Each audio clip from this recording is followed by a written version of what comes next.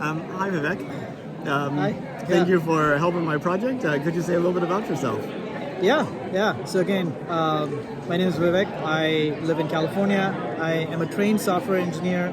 I spent 20 years in the tech industry, building databases and software applications, and now I work in the venture capital industry. So what was your first database that you worked with? Oh, the first database that I worked with was, I think, Postgres. And then, of course, I actually worked at Oracle helping build their databases, too. Oh, wow. Yeah. Okay. And I guess in terms of your front-end tools, did you use Toad or what?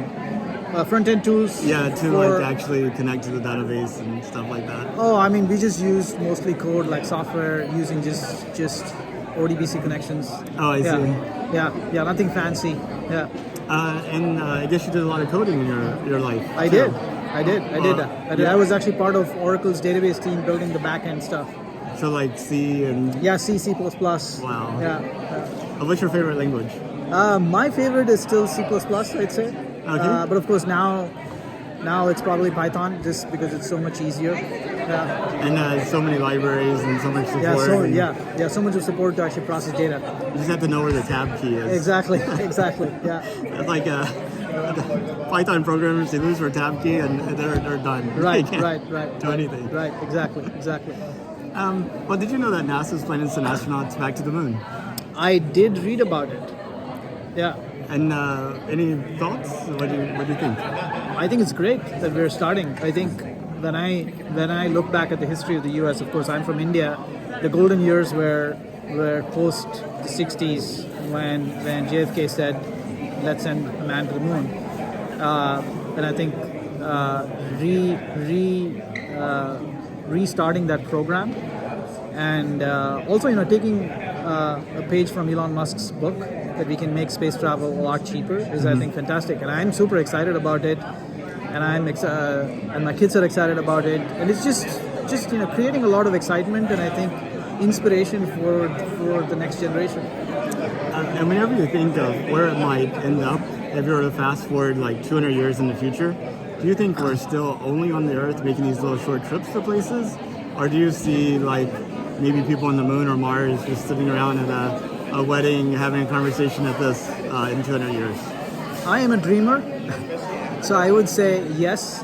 In 200 years, I think we will be not just in Moon and Mars, but we may be in faraway planets, maybe even discover other galaxies. Wow. Yeah. So you see humanity making it beyond not only being a single planet species, but a single star species. Yeah. I hope so. Like Star Wars, and I'm a big fan of all those shows. I actually grew up watching it, so I just at the core believe that it's possible. What's your favorite sci-fi show? I'd say Star Wars, the Star Wars series. Okay. Yeah. Did you watch Firefly? I watched a little bit of Firefly. Okay. I also watched Lost in Space. The kid who goes, where she gets on the spaceship and goes. That's also one of my, with the robots. That's also one of my favorite shows. That's cool. Yeah. If you could, would you take a trip to space? I would definitely. I would love to. How far would you go? I'd go as far as they would let me. Elon Musk says, "Hey, we've started a city on Mars, looking for people to come and live here." Do you see yourself packing the suitcase at that point? Oh, I'm not sure about living. I would definitely travel there, visit there, spend time there, take my kids and wife if I can, but I would then come back. That makes sense. Yeah. Well, Vivek, thank you so much for your time. I really appreciate your help with my project. Of course.